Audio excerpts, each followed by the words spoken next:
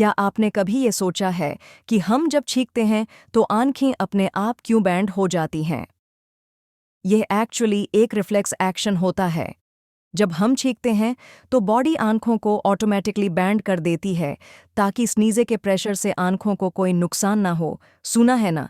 Sneeze इतनी powerful होती है कि अगर आंखें खुली रहेंगी तो बाहर भी आ सकती हैं। पर टेंशन मत लो, हमारी बॉडी का सिस्टम काफ़ी स्मार्ट है। ऐसे ही क्रेजी और माइंड ब्लोइंग फैक्ट्स के लिए वीडियो को लाइक करो और चैनल को सब्सक्राइब करना मत भूलना।